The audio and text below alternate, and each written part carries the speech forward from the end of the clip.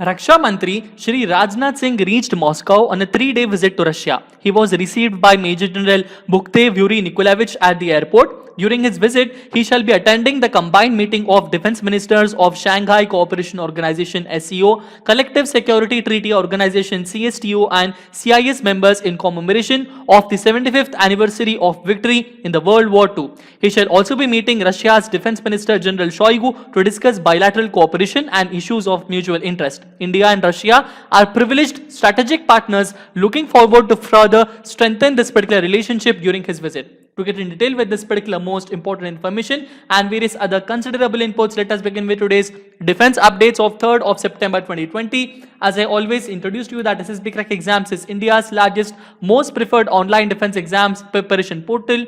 We are one-stop solution for you if you are preparing for various defense examinations like NDA, CDS, AFCAT, INET, Territorial Army and Central Armed Police Forces Assistant Commandant's examination.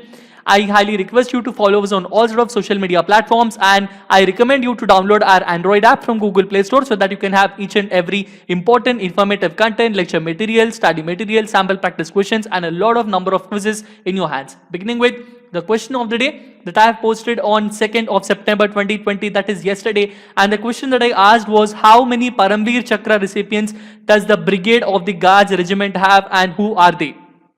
I repeat, how many Paramveer Chakra recipients does the Brigade of the Guards Regiment have and who are they? Actually, the Paramveer Chakra recipients for the Brigade of the Guards are actually one, but all the important sources mention the PVC recipients as 2 people.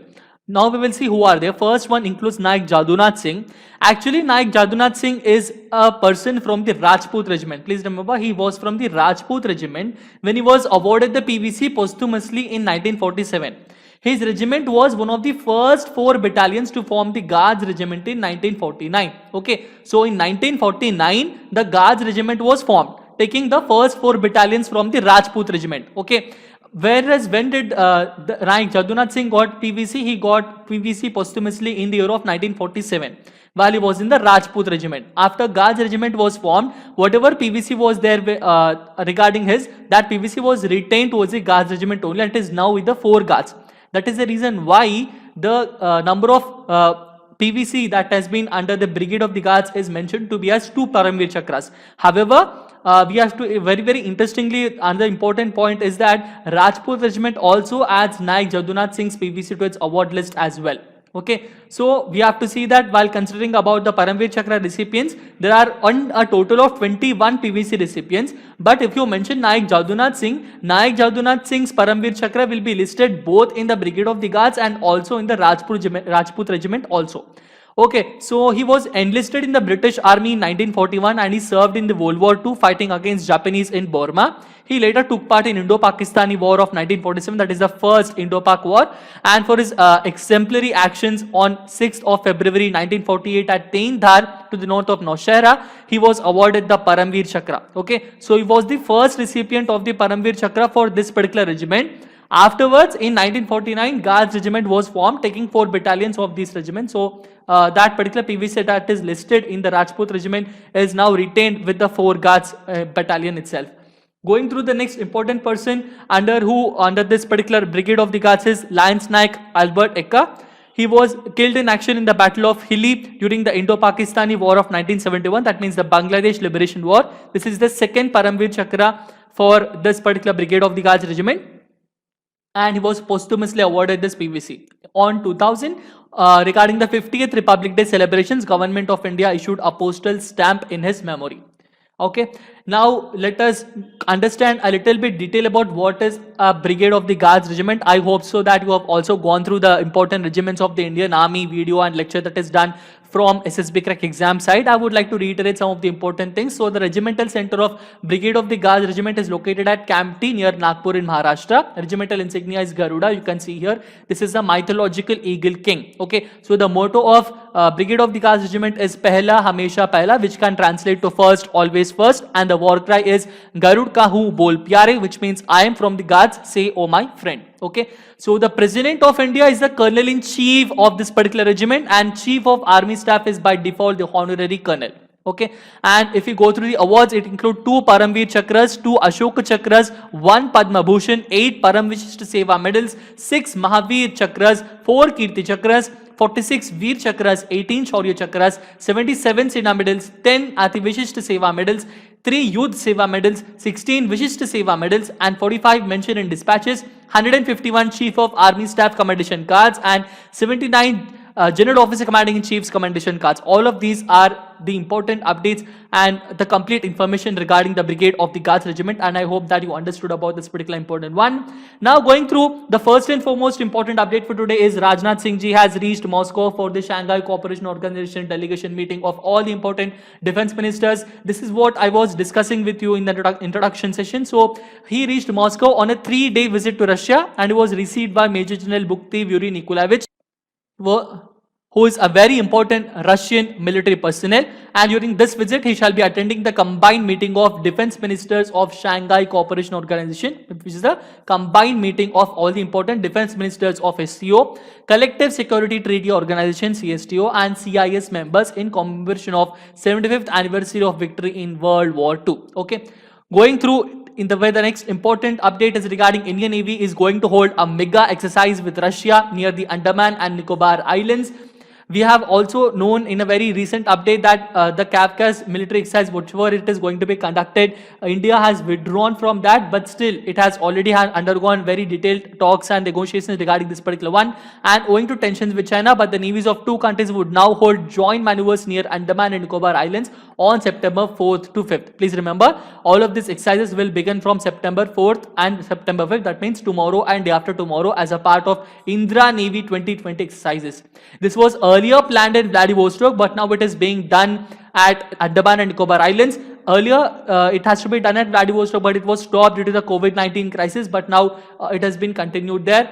And why is this not, India is not participating in Kavkaz? The main reasons might be with ongoing tensions with China and Pakistan and all the important countries that are participating there.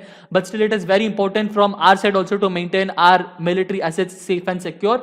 And also to get in detail that this is coinciding with the Defense Minister Rajnath Singh's Moscow visit and is going to be a non-contact at sea only passage exercise. Okay. Now, nothing regarding this particular exercise is going to be held or somewhere accountable at what all things are happening at the Shanghai Cooperation Organization Defense Minister delegation meeting there. That is completely different. Thus, passing exercise will be done between both the Russia and the India simultaneously. Also, that Russian Navy ships that are participating which include Admiral Vinogradov, which is a destroyer, Admiral Tribus, which is also a destroyer, and Boris Butomo, which is a tanker with integral helicopters, will be visiting the port of Hambantota in Sri Lanka from August 31st to September 3rd.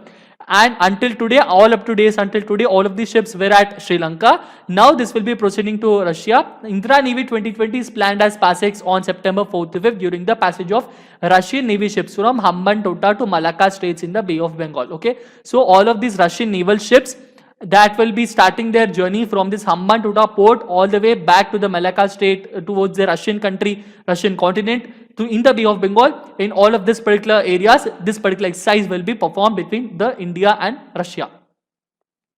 We will get in understanding that all the important Indian naval ships that are participating with Russia includes INS Ranvijay, which is a destroyer, INS Sahyadri, which is a frigate, INS Kiltan, which is a corvette, and INS Shakti, which is an important tanker. All of these, along with their integrated helicopters, will be participating in this particular Indra Navy exercise, and it will be including all the important operations which include flying, gun firing on surface and aerial targets, tracking exercises, replenishment at sea approaches, which means the full form of RAS APS is replenishment at sea approaches. All of these are planned in this particular exercise. Okay, also we have to understand that interestingly, Indo-Russian exercise could happen almost in the same area where Malabar exercise involving India and USA and Japan will take place later this year. Okay, so Australia too could be invited for the exercise. Going through with the next important information is that India calls for removing Jammu and Kashmir issue from United Nations, and it calls it an outdated agenda item. This is one of the most important, exemplary and beautiful highlights for today. India at the United Nations has called for permanently removing the issue of J&K under the outdated agenda item of the India and Pakistan question from Security Council's agenda, saying that such irrational exuberance has no takers in a dignified world. Okay, we have to understand some important things regarding this particular one. In a veiled attack on Pakistan, India said that there is a delegation that repeatedly attempts to rebrand itself as a contributing to international peace, but unfortunately fails to recognize that it is globally known for being the fountainhead of international terror and the hub for terror syndicates. During a virtual informal meeting of the plenary on the annual report of the Security Council, Pakistan's UN envoy Munir Akram has racked up the issue of Jammu and Kashmir and said that Security Council has also been found lacking in implementing its own resolutions and decisions on the situation in Jammu and Kashmir. This delegation keeps pushing for discussions on outdated agenda item in the council, which for all matter needs to be removed from the council's agenda permanently. Such irrational exuberance has no takers in a dignified world, as said by India. This is being said as per the report on the Security Council for 2019. Going through with the next important update is that India-led G4 nations call out China a coffee club bluff on United Nations Security Council reforms. Now we have to understand what is this UFC group. UFC group is known as Uniting for Consensus Group. Okay, this is a very special group. All of this group includes a number of nations, including 50 plus nations are a part of this group. The main aim and agenda of this group is to counter bids by G4 countries. Okay, now what is this G4 countries? G4 countries are those countries which include India. Remember, India, Brazil, Japan and Germany. Okay, so India, Brazil, Japan and Germany are those 4 countries that are a part of the G4 countries. Okay, now the main aim of the G4 countries is that all of these countries will support each other for the permanent membership in the United Nations organization. Their main aim of formation is that they have to, any one of them will always be supporting themselves, and the main their bid is to provide any one of them or all of them or any some of them to get the permanent seat in the United Nations Security Council. And all of these 50 people, 50 plus countries that include the UFC group, their main aim is to counter this particular G4 nations group. Okay, now among all of these Uniting for Consensus group, among all of this there is a special number of countries which are known as coffee group. And what are those countries? They include Italy. Remember all of these countries. The coffee group of the Uniting for Consensus group includes the Italy, South Korea, Canada, Spain, Mexico, Turkey, Argentina, Pakistan and Malta. All of these countries are those countries that are coming under the coffee group, and some of these are the founding members of the UFC. Their main aim is to counter the bids by the G4 countries that are being produced by us in the United Nations organization. To all of these people and to all of these regarding this particular one, India had shot off 2 letters, one on a standalone basis and the other as a part of G4 grouping to the United Nations Security Assembly President, highlighting 2 aspects. Now regarding this particular one, 2 important letters have been written. The first letter is regarding the backing common African position, and the second and more importantly, and those on the pretext of negotiations and stalling reforms, which clearly pointed to China. Now we have to understand what is this in detail about. See, there are then intergovernmental negotiations framework is there. Okay, so Intergovernmental Negotiations Framework, also known as the IGN. Okay, IGN is the Intergovernmental Negotiations Framework. It is a group within the United Nations that is looking into UNSA reforms, but has made no progress since 2009 when it was formed. The group's conversation is concerned informal in nature.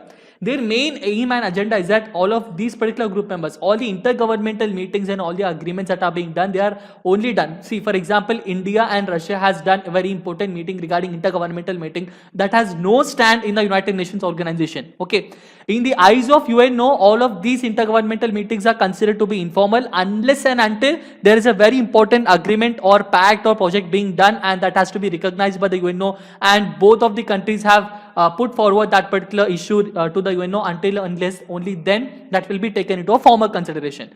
But now IGN issues are all considered to be informal. The main aim of this particular IGN is it works under the United Nations organization, and it will look after all the important intergovernmental policies that are being done between various other nations. Okay, since we are not taking into consideration all of these into formal negotiations, all these informal negotiations have to be taken into consideration.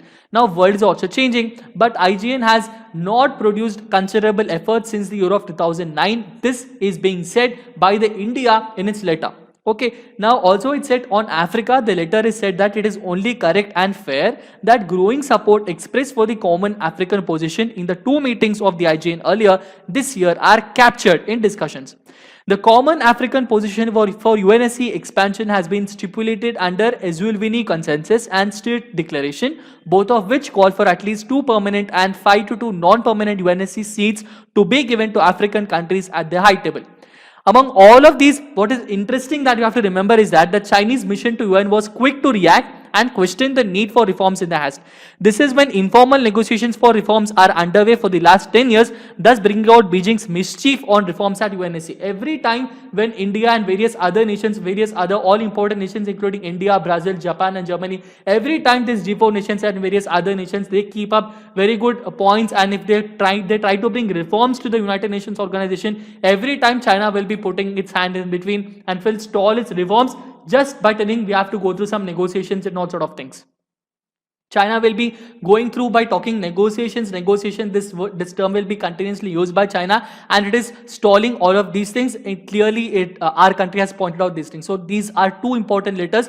One letter is issued on standalone basis, and another letter is issued directly towards the United Nations General Assembly President, highlighting these important two issues. Okay, so the second letter highlights, one is common African problem, and the other is the all of the important pretext of negotiations, and all of these negotiations which are stalling all the important major reforms, and this might be clearly pointing out to the China. Okay, going through also in detail with next important information is that Nepal has directed its forces to closely monitor Indian Army activities at Lippu Lake. Lippu Lake is a very important tri-junction corridor. At this particular important place, all the important three countries including China, Nepal and India will submerge here. So the 44th Battalion of Nepal Army Police Force was deployed in Lippu Lake, and it has requested for long-range patrols in forward areas, fearing possibilities of escalation between India and China. Why did they did all of these things? Nepal has directed to closely monitor. The main reason is because there might be a problem between India and China at Lippu Lake.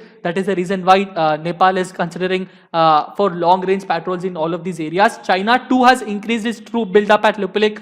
Their 150 light combat arms brigade is deployed at this tri-junction. Brigade was moved in last month. They have also reinforced troops in Pala, around 10 kilometers from the border. Going through with the next important one is that China is seeking to set up military logistics facility in Pakistan, Sri Lanka and Myanmar. And this is regarding a very important report that is released by the United States Ministry of Defense, the Pentagon. It has released a report which is named as Military and Security Developments Involving People's Republic of China 2020. Okay, this is a very, very important groundbreaking report that is released by United States Congress, the Pentagon, and it said that potential Chinese military logistics facilities are in addition to the Chinese military base in Djibouti, which is aimed at supporting naval, air and ground forces projection. Okay. Also that we have to understand that in addition to the three neighbors of India, Pakistan, Sri Lanka and Myanmar, other countries where China is considering to base its military logistics and infrastructure facilities include Thailand, Singapore, Indonesia, United Arab Emirates or UAE, Kenya, Seychelles, Tanzania, Angola and Tajikistan, as said by the report on Tuesday. That is it regarding today's most important defense updates. Now we will have a very quick review by going through some of the most important questions. And the first and foremost question is, Indira Navy 2020 earlier planned in Dash has been postponed due to COVID-19 pandemic situation. It is planned at which particular city? It was planned at Vladivostok. Remember, it is Vladivostok, and it was postponed due to the COVID-19, and now it will be conducted very soon from tomorrow in Andaman and Nicobar Islands. Very important inputs regarding that particular exercise I will be giving you and providing you tomorrow. Going through with the next important question is, Indian Navy will deploy which of these ships with integrated helicopters in the upcoming Indira Navy 2020 exercise? All of these, the options include INS Ranvijay, which is a destroyer, INS Sahyadri, which is a frigate, INS Kiltan, which is a corvette, INS Shakti, which is tanker, and option E, all of the above. And the correct answer is option E, all of the above. Going through with the next important question is, Pakistan's United Nations envoy as of now, the present UN envoy of Pakistan is Munir Akram. The next question is, India's permanent representative to the United Nations is T.S. Tirumurti. Please remember, T.S. Tirumurti is the ambassador. He's the India's permanent representative to the United Nations as of now. The next important question is, India's deputy permanent representative to the United Nations is Mr. Nagaraj Naidu. The next important question is current president of United Nations General Assembly is Tijani Mohammad Bande. Mohammad Bande is the current president of the United Nations General Assembly. Why are we remembering this particular person? Because just now we have discussed that two important letters. One letter has been issued to this particular person regarding two important aspects. One is regarding the African problem and the another one is regarding the halt of reforms by the pretext of negotiations that is being done by China every time here and there. Going through with the next important question is G4 countries do not include. Does it do not include India or Japan or Germany or Indonesia? So G4 countries do not include Indonesia. All of these four countries, they are India, Japan, Germany and Brazil. Okay, so India, Japan, Germany and Brazil are four important nations that come under the G4 countries, and their main aim is each and everyone will protect themselves, will always support themselves for a permanent seat in the United Nations organization. The next important question is, in August of 2017, China officially opened its first military base in which particular place? And the correct answer for that is Djibouti. Okay, Djibouti is located in the Horn of Africa and it is a very, very important strategic port where China has deployed its military locations and all. So now we will have the question of the day, and the question of the day for today is, which specialized institution of Indian Army trains its cadets unconventional warfare, especially counter-insurgency and guerrilla warfare? I repeat the question, which specialized institution of Indian Army trains its cadets unconventional warfare, especially counter-insurgency and guerrilla warfare? The answer for this and the explanation for it I will be giving you in the next session. Until then, please stay tuned to SSB Crack Exams. Subscribe to this channel, download our Android app from Google Play Store, and please continue your preparation in a very strategic and in a very beautiful way. Have a great day and Jai Hind.